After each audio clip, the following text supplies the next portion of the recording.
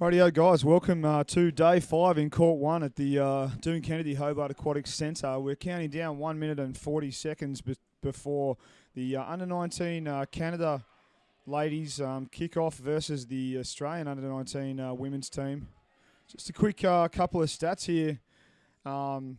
Just like to shout out a good credit and kudos to the Canadian team who are playing with a couple of players down in this competition, and 4 returning players from last Worlds, 4 new, 8 in total.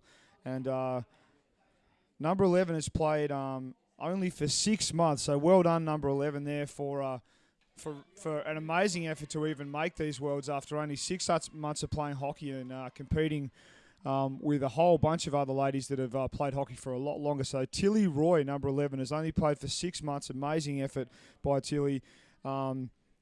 These ladies are here for the experience, and obviously there's definitely a lot more to the game than just winning, and such maturity displayed by this team of young women. And the coach and everyone here at the competition is very proud of their determination and playing with a lot of heart and courage under a lot of pressure from the other teams. And they really have put a lot of effort into the road to get into this Australian Worlds. Their youngest player is 15. And their plan for today is keeping it away from the centre corridor, which is a very nice tactical plan. Looking for the walls, cutting switches, and making both teams better in the game, in every game they play. So well done to these young ladies who are playing with a lot of heart in this competition. And obviously, as every team is, they're definitely hoping to try and get a couple of goals in the tray as we count down the last 10 seconds to this game. Australia Under-19 versus the Canadian Under-19 women's team. Day 5, as I said. As you can see, the girls kicking into the centre there, and the Australians kicking out hard, winning that strike and driving through the Canadian structure. Canadians do a good job of defending and drive it over to that far side wall. Back into the centre channel, the Australians have got the puck again. They're putting a little bit of attacking pressure on these Canadian ladies early. As you can see, they're just slowly but surely getting closer and closer to the attacking trade. The Canadians desperately trying to keep that puck out, rocky and rolling. Some nice defensive back tackling here as I'm joined in the commentary box by Nick Martin. How you going, Nick?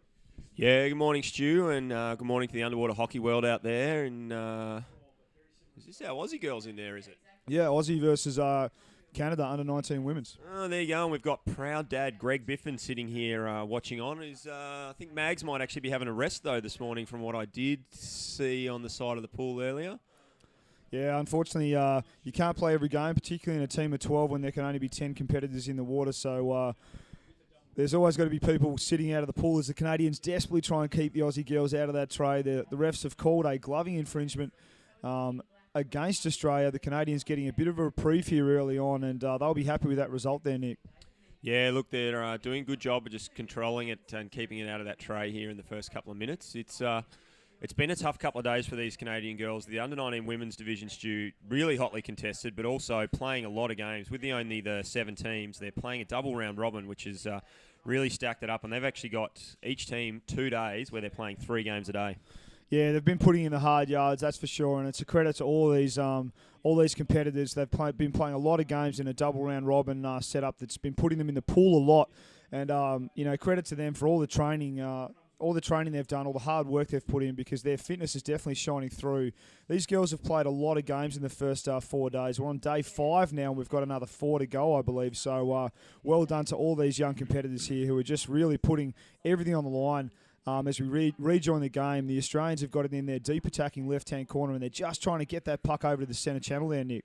Yeah, look, we're seeing some good recycling and aggressive angled drives from the Australian girls there, but just infringing on that play, and we'll see Canada getting an advantage puck and the Australians being pushed back to about their halfway line, but still certainly up in the Canadian defence. Yeah, so the Canadians take this advantage puck and keeping it on the wall, which is not unexpected by the Canadians. They do like to play the box every now and again. You can see the Australians on the counter-attack now. After that advantage puck was taken by the Canadians. A good drive all the way to the tray by the Australians. It looks to me like it has hit the backboard. The ref's hand is up, and they are confirming that it is goal number 1 for the Australian team. It looks like player number 6 has scored that first goal for Australia there as the crowd is cheering. The Canadians are obviously going to have to go back to the wall and rethink their strategy at the moment. So player number 6, have you got the name there, Nico? Yeah, so we've got Maddie Lowry from, she's actually a local Hobart girl, and her brother's actually fullback in the under-19 men's team, so keeping it in the family there, Stu. Yeah, nice. Well, she had a really nice attacking move there. She just managed to get a little bit of momentum coming off that near side left-hand wall as the Canadians tried to press an advantage off an advantage puck, and she managed to turn the defence of the Canadians and just establish a bit of space, getting those girls chasing her back, and she had enough speed to take it all the way to the tray. So well done for a very nice goal. I'm sure the Australians are very keen to get a bit of an advantage in the early stages of this first half there, Nick. Yeah, look, it just looks like Australia very keen to work this centre corridor, and we see another drive on the outside there, but defended nicely by the young Canadian back. But we've got referees actually signalling on the surface, but no, dropping back under there. So good defence there from Canada, Stu. Yeah, very good defence, desperate. Obviously, the puck went all the way to the corner of the tray there, and the Canadian defenders really having to stretch hard to get back there and get that puck away from the tray. You can see that the referee is calling an infringement against Australia. I'm not quite sure what that was.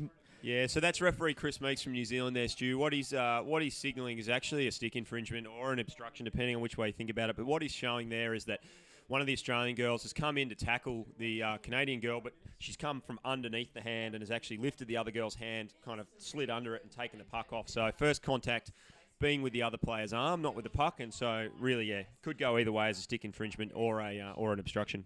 Yeah, okay, cool. Makes sense, and well done, Chris, for picking that up. You can see the Australians have called a timeout with interesting choice here by Coach Chris Wenham. You can see him in the camera there having a good chat to his girls, so he's obviously got some stuff to say, but we've only sort of seen through about 4 and a bit minutes of this first half, so a very early timeout there for the Australian coach, Nico. Yeah, look, Chris Frogman Wenman there with his looking resplendent in his green cap with his massive lips and his green rash vest. If I can interpretate his gesticulating, which is that closed fist with the finger down, my guess is on the bottom, on the bottom, on the bottom. And that's, I don't speak frog, but, and I'm not talking about French frog here, I'm talking about Chris Wenman frog, then, yeah. Yeah, I mean, funny old thing, you need to be on the bottom to play this game, as we all know. So I would not be surprised if he was telling his girls that. Obviously, they are 1 goal up, but the Canadians are putting in a good fight here in the early stages of this first half. As you can see them going on a nice little drive down the near side wall. The Australians getting back there, but they're all facing, or a lot of the ones in the camera are facing backwards. Very hard to defend facing backwards unless you're going to take the puck backwards. You can see the referees have called an infringement again. This one's going to go against Canada, so the Aussies are going to have an advantage puck right on the centre line of the court here, Nico. Yeah, so another Australian free puck there. It's going to be a tough game in here for Canada today.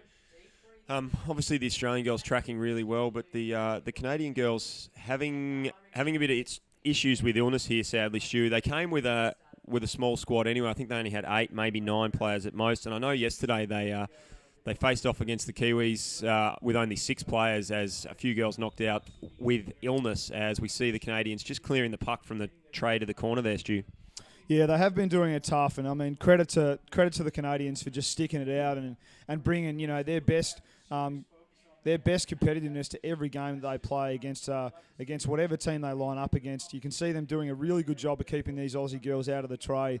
A lot of good defending going on by the Canadian ladies, and as Nick said, that's a no-goal call by the referees, but as Nick said before, these girls are playing with maximum 8 competitors in the pool at any one time. So obviously 2 subs, 6 in the water in the game against every other team that has 10, 6 in the water, 4 subs. So they do it tough. They do have to spend a lot more time in the game than any other of the players in this competition. And so really a credit to these young competitors, Nico. Yeah, look, they're playing with a lot of heart, and I certainly know all the management and official staff here that they've got working with them. Really proud of the effort the girls are putting in, and I have no doubt the Canadian fans back home are feeling the same. So it's good to see referee Annalise from South Africa in there, one of our female referees here at the tournament, signalling that gloving there, Stu. But it's really great to see that we've got that female presence among our referee group. Obviously with her, Clara from Argentina, Vero from Canada. We've got Jenny Kennedy and Helen Canavan from Australia. We're starting to see a really good pool of female referees, which is a great example for these young female players. Yeah, that's right. It is awesome to see, and in my opinion, those ladies are some of the best referees we've got in this competition. So, credit to those ladies for putting in all the effort and adjudicating these games the way that it should be done. As you can see, the Australians getting into that attacking corner and really trying to rip that puck out and bring it out and around the Canadian defence. Just seeing a little bit of space on the 45 of the tray there as they flick it with numbers around the puck. The Canadians desperately trying to keep that puck out. It's anyone's puck at the moment as the Canadians still keeping that puck out of the tray. I think it might have just gone in the tray there. I think the refs are signalling. It's going to be interesting to see what they call here, Nico. Yeah, referee in the corner there. Been playing advantage for a long time. I think probably waiting to see if that was going to go in or not. Obviously, great to see the referees in that position playing advantage on the tray, where you'd rather see a goal scored as opposed to it get pulled up and a free puck given to the attacking team. Obviously, if the defending team playing advantage for them in that situation is not a great result, but certainly in this instance, I think it was advantage for the attacking team. And it looks like Amar Saramento there and Annalise and Chris Meeks just having a small conversation. Yeah, they're having a bit of a conference of refs. You can see Amar's explaining how he's playing advantage. Maybe one of the other refs has called up something different there, but you can see Amar's going penalty goal for gloving. So obviously he was playing advantage for gloving. The Australian ladies ending up with a puck in the tray. And maybe one of the other refs called something different, which is why they needed a reference to have a chat about it. But a good result for Australia going 2-0 up against the Canadians. Half of this first half is done, so the Canadians doing a really good defensive job at the moment there, Nico.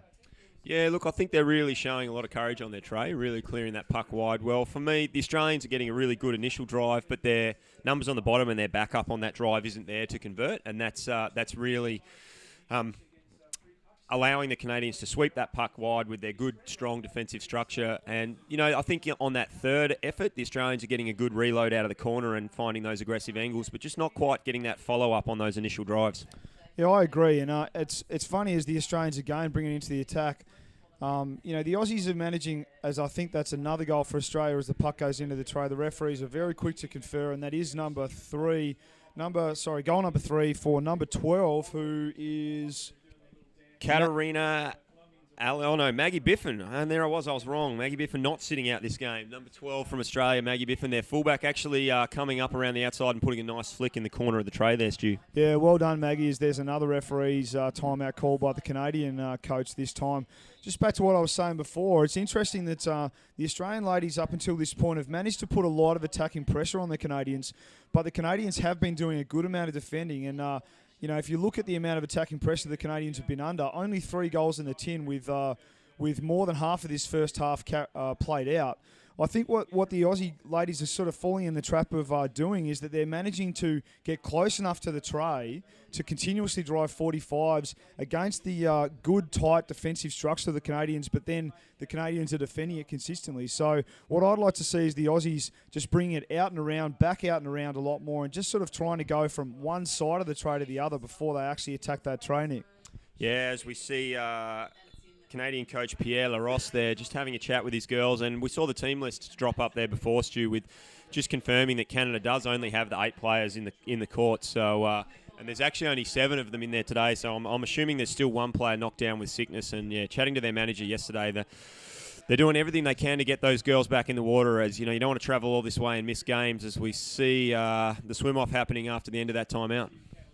Yeah, the Australians just winning that strike, recycling the puck back to the fullback and then quickly out to the left-hand side as the Aussies do a couple of nice little reverse or recycle passes and get a lot of momentum going just to the left of the centre channel. You can see they've got some good numbers on the bottom, so obviously Chris Wenham's advice is paying off at the moment. Puck gets to the back wall, they recycle it back to that halfback who puts a flick at the corner of the tray, but the Canadians again having the defensive answer as they desperately push that puck down to the defensive right-hand corner there, Nico. Yeah, look, it's a good initial drive from the Aussie girls there. I think, like we talked about before, just a bit more follow-up and that'll help get those goals in the bin. Just like to see that player chasing that flick in and putting some aggressive pressure and maybe attacking the middle of the tray a bit more as you try and get your forwards to do. But great defensive work from Canada here as they maintain the contest under the sub-bench. But commentators curse as soon as I say that, the Australian girls finding a bit of space and working that channel as we see a flick on the goals there. And we've got a goal being signalled by all 3 referees, Stu, and it's Australian number 3, Ella Croft putting that one in the tray. Yeah, really nice team goal there. The thing I liked about that particular passage of play was that they still ran the 45, but the attacking player for Australia, took it inside that 3 metre D, realised that she was in a outnumbered place to score, so she maintained possession, dropped the puck back, fed a nice pass back to her teammate, who then basically just drove that puck with a nice little flick into the tray there, Nico. Yeah, the Australian girls definitely playing a bit of that pick and roll game at the moment, and just managing to get on top of the Canadian girls with the numbers on the bottom and just a little bit more intensity. But look, credit to Canada. Only 4 goals in at this stage as we're just over 10 minutes into this first half, Stu. Yeah, that's it. They're doing a great job, and 4 and a bit minutes to go. As again, the Australians are attacking, and the Canadians doing an excellent job of defending and zoning the Aussie girls, really making it quite hard for the Aussie girls to take that puck to the tray. As you can see them doing a good clearance move here, right underneath their sub bench. They're probably going to hopefully get a couple of fresh subs in. As you can see, one go there with a questionable subbing technique, but the chief referee didn't see it. Usually you've got to have, or maybe he did. Normally you've got to have at least 2 heads in the water in their case before a player can go in. So the Australians get an advantage puck here. That's not for the subbing foul though. It's for a bit of gloving, I believe, as the Aussies get an advantage puck in the deep attack here, Nico. Yeah, look, I was more having a giggle at the fact that you've called a couple of fresh subs there when there's only one player in their substitution bench. So they've actually subbed out their whole sub line in that play. That's right. I got confused. But once again, the Australians moving the puck into that centre corridor. Great position to be in if you are the attacking team. The Canadian girls will just be looking to try and clear this one wide as they get some good numbers down and hold a screen. But the Australian fullback just playing with a bit of patience and composure there, Stu, swimming the puck wide, maintaining possession for the Aussie girls. Yeah, I like that they're moving the puck around. They do seem to be moving the puck around a lot more than they were in the first 5 to 10 minutes of this half. So I'd really like to see that continue for the Aussie girls. I'd like to see them try and maintain as much clean possession and as much sideways puck movement as they can. To really sort of share the load of the work they're doing, but also to bring this game into the space and just see what happens and allow this good competition between Canada and Australia to continue there, Nico.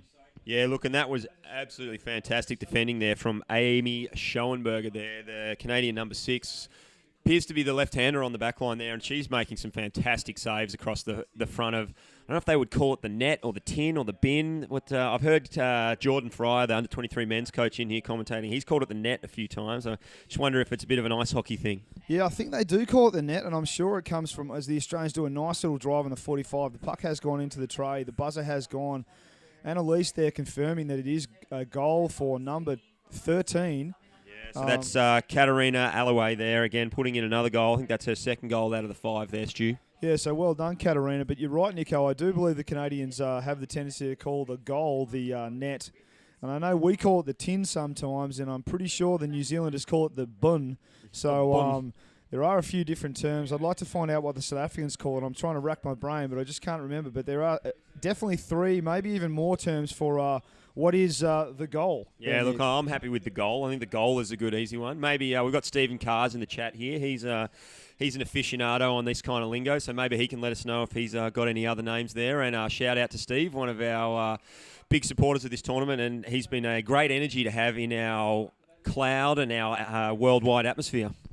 Yeah, Steve is a great ambassador for hockey all around the world. He gets very involved, and it's very nice to see him tuning in to cheer these Canadian ladies on. As again, the Australians putting in a nice attacking effort there, and the Canadians doing a good defensive effort. As the referees have seen something, they're just waiting for the chief ref to call it. But chief ref's maybe attention somewhere else as he lets that infringement go as the Australians push the puck all the way to the centre channel there. Just a little bit of a confusion there, Stu. Chief referee Roberto from Argentina. He was watching the referee on the near side, signalling the advantage that the ref on the near side was playing, which I think was referee Amar signalling there, whereas Chris Meeks, referee number 4 on the far side, was actually signalling the infringement and just getting a little bit stuck in the protocols of a referee there, where you need to play that advantage, but if another referee signals that infringement, then the game needs to be stopped and it comes back to that first ref. Yeah, that's right. Sometimes you can definitely, it's definitely very hard to cater your attention to where it needs to be. I'm sure if they had 3 or 4 eyes versus 2, it'd be a lot easier. As the Australians have actually got 1 girl in the bin at the moment. I think it was a dangerous flick that infringement that Amar called. So she's going to spend 2 minutes in the bin. We're just waiting on the number to be confirmed. But the Australians are playing with 1 player down, 5 versus 6. So as the halftime buzzer goes, the Canadians will be pretty happy going into this second half that they're going to be having numerical advantage there, Nico. Yeah, look, and it's Australian number 1, Samantha Blackham there, who's in the sin bin. One of the, I believe she's a down south WA girl. But she is a Bunbury girl. Is that actually, is it Blackham? Is that Crummer's daughter? No? Whose daughter, sorry? Freckles, as you see. Of course it's Freckles' daughter. How could we get along there? I mean, with Jumpy, Freckles, Crummer, there's all these Buddha, all these people. It's hard to remember who's who, Stu. Yeah, that's right, exactly. I mean, some of these lads do have some very inventive nicknames in the great Australian tradition of inventive nicknames. We do like to sort of put a little bit of cheeky confidence into a lot of the affectionate nicknames we give people, and Crummer, Freckle, and Buddha are certainly some good examples of that. So as you can see here, the teams are just corralling up with their coaches. You can see the Canadians getting nice and involved with their coach. They're getting nice and around him to just sort of get some good advice as we tick down inside 2 minutes to go until this second half ticks off. A bit of a review of the first half. Lots of attacking by the Australians. Some real quality defence displayed there by the Canadians, Nico. Yeah, look, I think it's been a really good game, hard fought by both teams. The Australian girls just managed to keep the numbers behind the puck and get that aggressive pressure in. But look, all credit to the Canadian girls and the work they're doing to keep that puck out of the net. It's an exciting game we got going on, Stu. I think the Australian girls certainly in charge, 5-0 here, but great spirit from Canada. With only the 7 players, it's a really fantastic effort. Yeah, it really is. Can't emphasise that enough. A quick shout out to our sponsors, the Government of Tasmania, doing an awesome job of getting this tournament off the ground. Events Tasmania, Tourism Tasmania, and there's a few underwater hockey gear specific guys I'd like to thank. 6 Al Agua underwater hockey gear. They've got a stall here at the tournament, so if you're in need of a glove or a stick, please go and see Amar at the desk there. And Shark underwater hockey equipment adjudicated by Sergio. Again, some really good equipment coming out of Sergio. He's originally from Colombia and he's very passionate about the quality of his gear, so please go and see him too. Both are great supporters of this competition here, Nick. Yeah, look, they are, and both actually here as part of the refereeing team as well, which is a huge volunteer effort. So the big shout out to all our referees, and we had Roberto, the Argentinian referee, on the couch this morning, and I think this tournament for me, Stu's been one of the best as far as the refereeing goes. I think there's been a lot of consistency. They've put a lot of work in the days leading up to the tournament and throughout the tournament with a lot of peer reviews, a lot of assessments, and obviously the referees' beep tests. So doing everything they can to try and make sure the refereeing's of the highest quality. Yeah, they really do put a lot of effort in, and even just day to day, they have a lot of reviews at the end of the day. They're constantly trying to improve and refine their refereeing, the way they apply the rules, how they apply the advantage rule, which makes a massive difference to the flow of a game. And obviously, they're going to sin bin people when they need to, but it's good to see them applying a lot of common sense in this tournament as we see this second half kick off. The Australians and the Canadians just meeting each other in the middle of the pool there, and the play goes to the far side as the refs call out infringement. And this early infringement is going to go against Australia for obstruction, and the Canadians will have a nice advantage puck here, Nico. Yeah, I think it's referee number 2 there, Annalise from South Africa, calling that one up against Australia as they just tried to move the puck off the wall there. We've also got Colin Heffer joining us in the chat room, getting a little kick out of some of those Bunbury and Collie nicknames. We obviously threw a shout out to Collie on the Glory Days last night, wearing one of their 50-year anniversary beanies, and for me, that's a fantastic effort for that little West Australian town, been playing underwater hockey for 50 years, as we see the Aussie girls continuing to apply pressure up that centre corridor, Stu. They definitely are still applying that attacking pressure on the Canadian defence, and all the way to the tray by the looks of it as a nice flick goes in. It's into that yellow section. The referees are confirming it is a goal. We're just waiting to see the number. It's going to be number 3 again for Australia. I think that might have actually been number 4 there, Natalie Idale, Stu, from the referee angle that I caught there. But we'll just wait for a confirmation. Just talking about the Collie Club here for a second. Like Nico said, it's 50 years for those guys. Some of the people Some of the people that started hockey in Australia all come from that Collie, a nice little country town in West Australia, and it's great to see those guys still continuing, still generating a lot of the elite Australian players that come through the system there, Nico. Yeah, and I think we had a couple of representations from that southern WA region in the Australian elite teams at Worlds last year, with a few of the down south guys. And I've actually made it across to the Collie Cup before, which is a fantastic day event. If you ever find yourself in WA at that time of year, the Collie Cup is a fantastic day underwater hockey event with usually a couple of hundred people getting down for sort of 30 or 40 short games in a day, Stu, as we see Australia still just maintaining some good possession and keeping control of this game. Yeah, they are doing a good job of controlling the game, and the Canadians putting a lot of pressure on them. They're certainly asking the Australian girls a lot of defensive questions, and they're really doing a good job of getting in amongst that Australian structure and not making it easy for them at all to make the tries. You can see a good defensive move here by Canada, taking it down that back wall. I'm not sure if they managed to keep that puck out as we come to the surface. I think it is going to be goal number 7 for Australia here. That is confirmed by the refs, and I didn't quite. Yeah, looks like number 6, Madeline Lowry, putting in another goal there. That's her second goal for this game, Stu. And look, a good drive by the Aussie girls. Great courage and defence from the Canadians, but just not quite managing to maintain that possession on the steal and just getting rolled off by the young Australian girl. Yeah, that last Canadian defender had clear possession just in front of her tray. Her goal, I should say. And there you go, another one, Trey. Her goal, and I thought she was going to clear it, but she's obviously just gotten beaten to the position there by that outside Australian attacker. So well done to Australia for finishing off that goal that looked like the Canadians were going to clear it out. Australia winning this next strike and going straight through the centre channel into the Canadian structure. The buzzer has gone again. The referees have seen another infringement here. It's going to be a free arm. Looks to me like there was a free arm that the Australian striker inadvertently applied, so the Canadians will get an advantage puck here, Nico. Yeah, and I think that's the Australian number 3, Natalie Iredale there. Number 4, Natalie Iredale, making that drive, using some good skills off the strike, but just failing to do it in a clean fashion. But she's having a good game in there. I've really seen a lot of activity from her in that corridor, Stu. Yeah, Natalie is really putting on a show for us all here as we're watching it through the stream, and you can see the Canadians driving that puck. They actually have got the puck over the attacking halfway line here as they drive a nice 45 into the centre channel with a couple of players in support. So a good amount of attacking pressure being applied here by the Canadians as they get the puck back, and still it's in the centre channel. Australia do a nice little counter-attack drive, but they don't manage to keep possession. A good second effort here by that Canadian player. She recycles that puck and back into the centre channel here, Nico. Yeah, look, really good intent from the Canadian girls here, and they're showing just what you can do down 7 players. As we've got Keith Midson in the chat giving a shout out to them for playing, just saying they deserve some sort of medal for playing without subs at the moment, Stu. Yeah, that's right.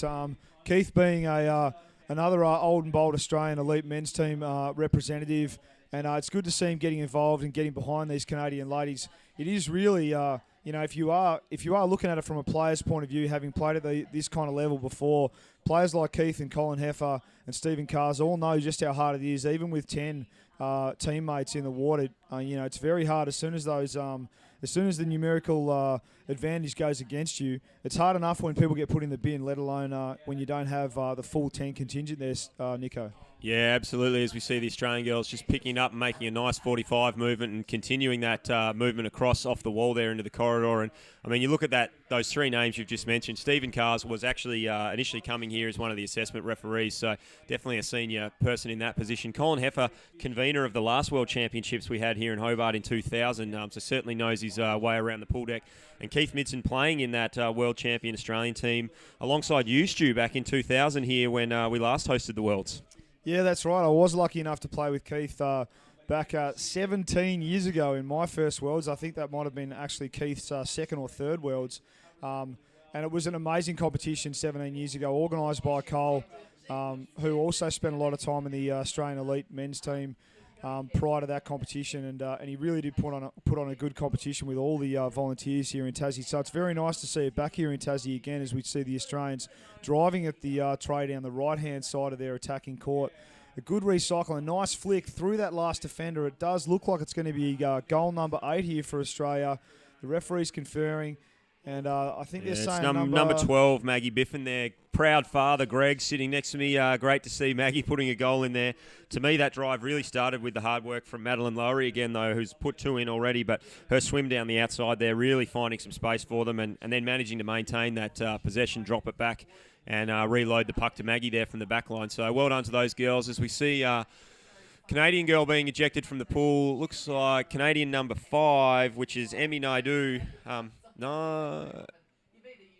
Being thrown out there. Yeah, I didn't quite catch the foul indicated by the referees. I think we were a little bit focused on the goal that had been scored. But, yeah, she's going to spend at least a minute in the sin bin as we see this game kick off again. The competition fierce in the centre of the court here as the play gets driven out to that far side and then back into the centre channel on a nice sort of lateral movement by the Australian girls. Swim a nice 45 over to this near side court, recycle that puck back to the support of the players waiting behind. In the centre channel, a big swim here straight at the tray. It's going to be interesting to see if the Aussie girls take it all the way in. The puck has ended up in the goals, and that's going to be goal number 9. Unfortunately, the Canadians 1 player down, so it's going to be number 3 there for Australia, Nico. Yeah, it's sadly for Canada, the courage and effort they've put in the first sort of 3 quarters of this game really starting to take its toll as we see Ella Croft, the number 3 from Australia, putting that goal in and Canada calling a timeout. And they just can't seem to take a trick with their injury and illness at the moment. Sadly, one of the Canadian girls we've actually got out of the play area at the moment. We've got the one on the kick out, but one of the girls has been she's been knocked in the head with a puck or a heel or something there, and she's actually down on the side as we see Greg Biffin once again replaying some France vs GB action from last night. He's if any of you have met Greg, he's He's particularly swept up on the technical nuances of this system, obviously. He's very, very excited about his girl playing in this game, and he really wants those replays out there, but we're having a few technical issues. So. He has got a lot of enjoyment out of that France GB game from yesterday, and I think he just can't stop playing that one clip as we see this timeout counting down with 15 seconds to go in the second half. We've got just over 7 minutes remaining. Canada... I'm unsure if they've still got... Yeah, they do still have 1 player out. So Canada playing with 5 in the water at the moment and no subs against the Australian ladies. And they're doing it tough here, but doing this underwater hockey competition proud. As you can see, the time ticking down to under 7 minutes now. The Australians winning that strike and recycling the puck back to the defenders who drive it straight up the middle. And again, a good example of a lot of attacking pressure applied by the Aussie girls here, Nico. Yeah, absolutely. As an ex-teammate of both you and me, Caleb the Snowflake would be saying this is great team spirit being shown by Canada here as we see the Aussie girls just making another drive through that corridor and putting the puck in the bin to take it to 10-0. And we'll just wait for a number here. Looks like potentially number 5 was that being signalled there, which would be Emma Horak putting that goal in. But we've got Sandra Milner, the Australian team doctor, and Janet Myers over on the pool deck there with referee Hugo and a couple of the pool staff. Judging by how relaxed everyone looks over there, I think this Canadian girl's okay, but it's we'll just keep an eye on that situation, Stu, and it really is sad for Canada to see them depleted by another number. Yeah, look, no one ever likes injuries that take people out of the pool. Obviously, all the competitors just want to be able to see the game out as you can see this game continue here. The Australians winning this strike. But, yeah, if everyone's relaxed and laughing over there on the side of the pool, I'm sure it's just a minor injury that they're sorting out at the moment. And hopefully they can get that young lass sorted out and back in the water soon, Nico. Yeah, we just got a big thumbs up from Hugo there, and I can see the Canadian manager is there with the player as well. So getting a great level of care and being well looked after. They've got her all rugged up. So, look, we really hope she is fine and gets back in the water for the next game. But at this stage, they're definitely she's definitely getting looked after, and we'll keep you updated on that situation as it unfolds. As we go back to the bottom of the pool here, the Aussie girls with that free puck. Once again, putting the puck in the corridor there, Stu, and making that drive. And Canada, again, valiant in defence and great second and third efforts from this Canadian team with so few numbers in the pool, Stu. Yeah, they were doing a great job. As you can see, the puck going into that deep left-hand side attacking corner for Australia. Canada doing a really good job of driving it out at the moment. As you can see, that puck sort of retreat back down the pool there, back towards the centre of the pool. And With just under 5 minutes to go, obviously the Australian ladies are dominating this competition, but the Canadian ladies putting up a really good showing, as Mahala Fannin on the live chat says, playing a great game, Aussie girls, and the Canadians are putting up a great defence. Thank you very much, Mahala. I'd just like to put a quick shout out to those that are getting involved in the live chat: Stephen, Colin, Keith, and Mahala, and all of the others that are tuning in to watch this amazing game, both live and on the replay later on in the day. When you get a chance around your work or whatever. But when you do watch these replays, or when you do watch it live, please consider chucking in a couple of bucks to the donation section to support this amazing competition and really allow the sport of underwater hockey to continue to grow there, Nico. Yeah, no, I completely agree with that sentiment, Stu. As we see the Australian number 6 there again, Maddie Lowry, really putting a strong drive and just swerving back through that Canadian girl, and great body and position and strength by Canada to keep that one out as the puck recycles back out to that far wall. I've actually seen Keith down the pool a bit this week. I saw he was down here day before yesterday with all the kids sitting up in the stands and watching, and it's a great atmosphere here down on the pool deck. And seen Colin volunteering up behind the cameras and helping out with a lot of the streaming. So, look, there's a lot of volunteer hours being put into putting this together, and a lot of expenditure in getting all this equipment set up. And we really appreciate the support that everyone is showing through the donations page, and jump on there and have a look and see how it's tracking. Yeah, that's exactly right. As we can see, the Canadians again doing a really good job of defending the Aussie girls, as unfortunately the Aussie ladies put another one in the goal there. The referee's confirming that is goal number 11 for Australia. I think that might have been number 9. Couldn't quite 100% confirm what... number 4, I think it might have been, Stu. Yeah, okay, cool. It looked like a single hand there with Natalie Idale again. And to me, that looked like the tall, wiry, strong, two-pieced frame of Natalie Idale on the bottom there, as she definitely is a stalwart of this Australian girls forward line. As a lot of these girls were very young at the last tournament in Castellon, and it's still a very similar playing group sticking together. And Mahala Fannin, who's been posting away there, is actually an ex-teammate of a lot of these guys, and also her mum has put together all our ceremonies for the opening and closing ceremonies, and making sure we stick to those rigorous CMAS protocols, Stu. Well, you need someone to do it, and you know, thank you very much, Mrs. Fannin, for getting all that stuff sorted for us. Because, quite frankly, there's a whole bunch of us here in the volunteers area that would have no clue what that stuff is all about. So we definitely need someone with a lot of intelligence and motivation to make sure that we're on track. As you can see, the referees are pulling up another infringement, a bit of obstruction. They're actually, unfortunately, going to throw out one of the Canadian ladies for that obstruction call. So 1 minute. She'll sit in the sin bin. 2 minutes to go in this second half, and the Australian ladies will get an advantage puck here, Nico. Yeah, and it's the Canadian vice-captain there, the number 6, Amy Schellenberger, being ejected for 1 minute there. South African referee Annalise not having a lot of compassion for the poor Canadian girls and the situation they're in. Yeah, you could see her kind of like hesitating. I reckon she knew what she was about to do, and she unfortunately just doesn't get... she doesn't have the luxury of getting emotional about applying the rules to these games. So a good, hard and unfortunate decision she had to make there on a Canadian team that's doing a great job. As you can see, goal number 12 going in for the Aussies. Number 7, I believe that was there, Nico. No, I think fist and double fingers, mate. So yeah. That'd be number 12, Maggie Biffin, as Greg Biffin goes hunting for his daughter's name on the score sheet here, keeping it in the family in the commentary booth. I'm doing an amazing job of really... amazing and yet terrible job of really just throwing out some random numbers there. I do know that a fist and a 2 does equal 12, but obviously just switching off the brain there. My apologies for those at home that obviously could tell what the number was. As we can see another timeout, probably the last one for this game, being called there by Chris Wenham, I believe, as he frog swims over there to his Australian ladies on that back wall there, Nico. Yeah, we have to go with Frog, as Toad already being taken as another one of those South WA nicknames.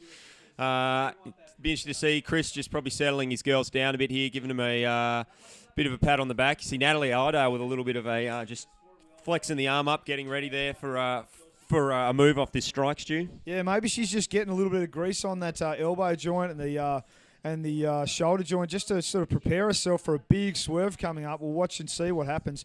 A swerve, another term that the Australians use for something that other countries call a jinx and a dummy. So not to be confused with the egg scraper, Stu. True, the egg scraper is a very specific movement that has been coined this tournament by yours truly. I'm still trying to work out why I called it an egg scraper, because when you look at the movement that I'm referring to, which is that underbody sort of stick, upside down move to the other side of your body. I don't really know why. It reminded me of an egg scrape, but anyway, that's what I'm sticking with now there, Nico. Yeah, as we see the Australian girls pluck that out and making some good movement around that little Canadian defensive pack. And we see them driving that corridor, keeping the numbers down. Canada doing a good job to try and sweep this one wide here, Stu, and they've managed to clear that off the tray. Yeah, really nice defensive play there by Canada. They're under a lot of pressure applied by the Australian ladies. Just that puck getting knocked down by that last Canadian defender, and it was a nice attacking drive, as we can see. I think a ref's timeout is going to be an advantage for Canada here, so the Australian ladies are getting pushed back. And I believe that Canada do now actually have 6 in the water again, Nico. Yeah, look, they're back to their 6 in the water. And for everyone watching at home, the young Canadian girl is she's up off the pool deck and is being looked after and is up back in the stands. So that's a good result there for her. And hopefully we'll see her back next game, as we see was referee Chris Meeks there pulling up a stick infringement and an obstruction. And the game's back underway with 14 seconds left. It looks like we're going to close out here as a 12-0 win to the Australian girls, Stu. Yeah, a nice display of a lot of skills by the Aussie girls, and a really good effort put in there by the Canadian ladies to match them in every opportunity they can. So that's game over. Full-time call by the referees, and credit to both of these teams for a really good competitive display here, as they all cheer each other and get together to shake hands and then shake the referees' hands. And again, a very nice game here on day number 5 of this competition there, Nico. Yeah, thanks, Stu. Are we up to day number 5 already? God, it's all getting away from me. Thanks for letting me join you in the commentary box today, Stu, and I'll jump out on the pool deck and see if I can't grab some players for an interview. Cool, thanks, mate, and thanks for everyone watching around the world. And that's it from us at the pool deck, and see you back here soon.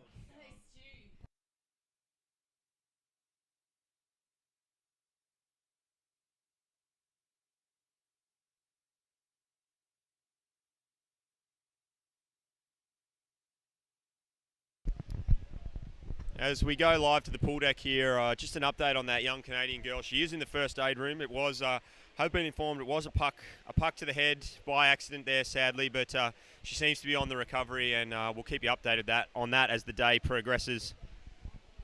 I'll see if I can grab one of the Australian girls for an interview here.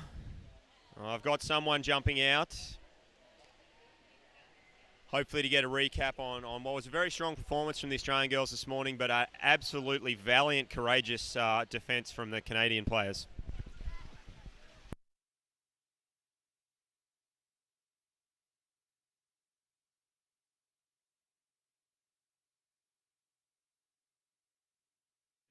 And joining me on the pool deck, I've got Emma Horak, the Australian number 5. Emma, good game for you guys against the Canadians, but what a spirit from the Canadian team. They started the game with 7, sadly lost a player to injury there. They're showing a lot of spirit playing with 6 in there. Yeah, it was a really good game. We started off a bit sloppy, so it was good to kind of get into it a bit more. And yeah, they did lose players, but they held it up really well. And you guys seem to be getting a lot of drive out of your forward line there, and they're doing a really good job of maintaining possession. Is that the game plan from you guys?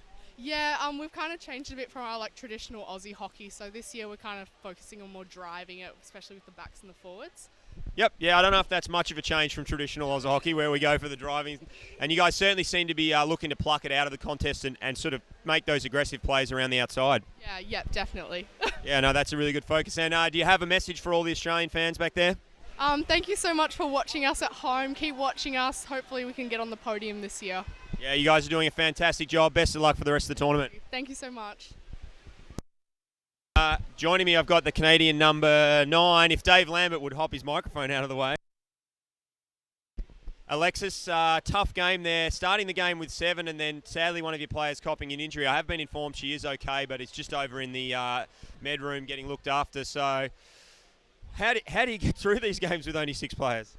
I don't know. We did it before. We did it yesterday, and we came out pretty well. We had an extra player today for half the game, which was better than yesterday, so we're kind of keeping our hopes up. Yeah, I was chatting to your team manager on the pool deck on the side of that New Zealand game yesterday, and obviously just a bit of illness going through the team. Oh, yeah. I was the first one. I had a sinus infection, and now it's just traveled throughout the team. Yeah, and you guys showing a lot of courage and a lot of heart in defence, and I know you got a lot of fans out there who have been really impressed with the work you're doing on the tray. Is that something you guys have practiced really hard back home, defending the net? You know what? We actually don't get to practice that often together because it's such a big country, but each individual has been working really hard to do their own special thing. And it's great to see the 4 Canadian teams here this year.